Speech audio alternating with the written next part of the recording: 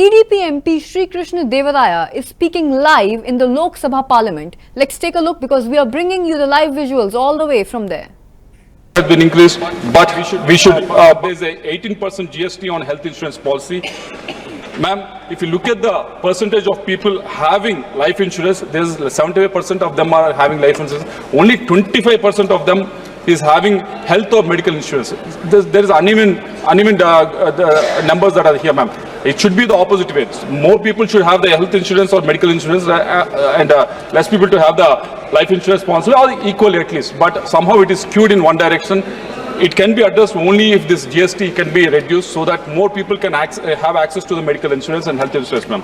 Also coming to the point number 6, ma'am, with regards to the agriculture. Agriculture, yes, we have come up with numerous schemes from the central government. Every year, central government is giving 6,000 rupees for every farmer, PM Kisan Nidhi, and there's a soil health cards being given, and various other schemes. Insurance also has been given. So various other schemes have been given from the central government, and there is a definite drive from the central government to improve the conditions of the farmers and double the farmers' income. But we need to review the 20% GST, 12% GST on the agricultural equipment, 18% GST on the tractors and machines for processing and milling, and 15% GST on pesticides. I think instead of having these many numbers of percentages and these many brackets of GST numbers, I hope and I wish Finance Minister will come with a lesser number, like how they have it 5% for fertilizers. I hope all the others also will come into the same bracket so that the farmers will get benefited, ma'am. Also coming to the textile industry, which is one of the backbone of my district, ma'am. There are a lot of textile parks are there, a lot of textile industry is there, a lot of yarns are there. But the problem that they have, and the finance ministry, we request you to look at it, is with regards to the 11% import duty which is levied on the cotton that is imported, ma'am. Yes, we have to protect the farmers, and Cotton Corporation for India is buying the cotton from the farmers at a good price. Yes, we appreciate that. But at the same time, protecting the farmers is one thing, but protecting the industry is also is our duty. The only way we can protect the industry is actually giving them the enough raw material so that they can produce good quality products and be competent when they export it to the other countries. They have to compete with countries like Bangladesh and Vietnam. They can only be competent when these raw material that is needed for these cotton mills are provided at a reasonable price, not by the government, but I'm saying if the import duty of 11% is decreased, they'll become much more competitive, ma'am. Coming to the handlooms, again, it's a huge employment generator, ma'am, across the country. And also we take pride in this handlooms for so many centuries, ma'am. And Prime Minister keeps on talking about handlooms and handicrafts every year, ma'am. But there is also a growth of 5 to 7% in the last 5 years with regards to the handlooms, ma'am. But the problem is with regards to the National Handloom Development Program, the estimates as well as revised estimates every year has been decreasing, ma'am. In 2021-22, it's 485. It has reduced to 200 crores. The estimates have reduced to 200 crores from 485 crores. And revised estimates from 2021, 344 crores, it has reduced to 156 crores in 2023. So I think I wish that handlooms is one of the backbone of our country. We pride about it, handlooms and handicrafts. So I wish the finance minister will look into it, ma'am. Less than 2 minutes, ma'am, because I am the only speaker for my party. We have enough time, ma'am. And also coming to the SEZs in the textile industry, ma'am. There's a friend of mine, Mr. CM Ramesh. In his constituency, there is a company called Brandix, which employs almost 30,000 women, ma'am, in this industry. And there's exports that happen at a breathtaking pace from this industry, ma'am. But the problem is from this SEZ. But the problem is when they are manufacturing them and they're much more quality oriented, when they're exporting to the other countries, there is no provision for them. They're ready to pay the tax to sell in India, but there's no provision for them to sell in India, ma'am.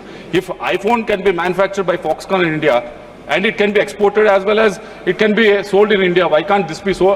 They have the same provision. So I request the ministry to look into this, ma'am. And coming to the aquaculture, this is one of the major industry in Andhra Pradesh. Almost 70% of the aqua exports happen from Andhra Pradesh, ma'am. There's so many new schemes that have been implemented in this. There's so much push and nudging that has been given to the aqua farmers as well as processors.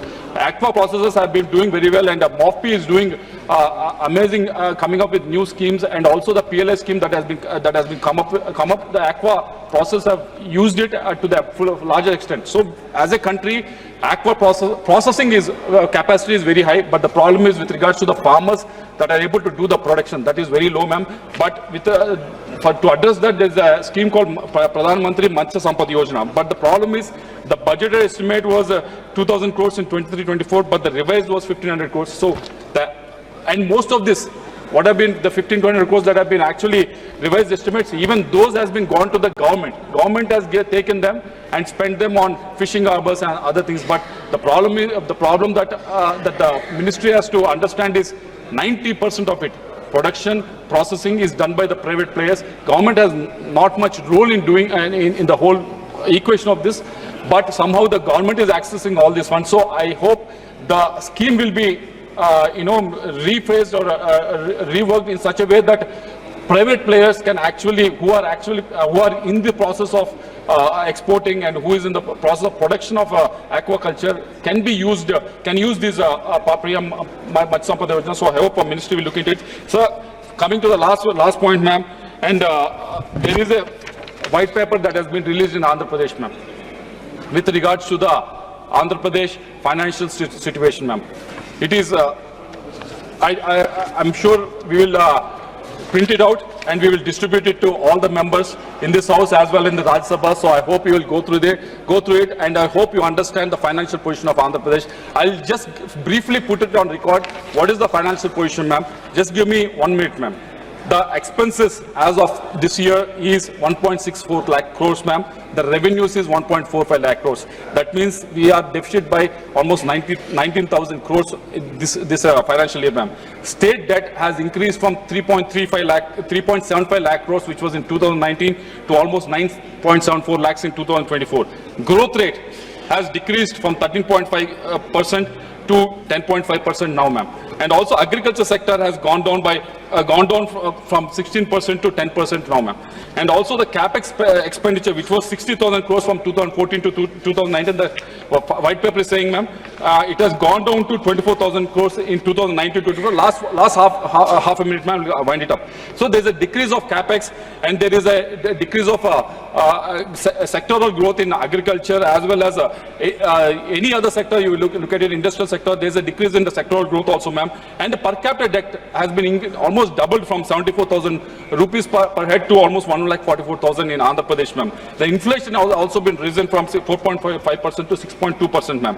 So all in all, on one side, we are having a huge debt, and we have revenue deficit every year. On the other side, we are not, whatever we have borrowed, ma'am, last 20 seconds, ma'am. We are not, whatever we borrowed in the last 5 years or so, we are not infused into the capital expenditure, ma'am. This has brought the state to our knees, ma'am. We are ready to actually work with the central government. We are ready to actually again stand up, and we are again looking for to rebuild the state, ma'am. So I request the finance ministry to look into it so that they can actually restructure the loans that are indebted by the state of Andhra Pradesh, so that we can actually run with the other states as well, ma'am. Thank you very much.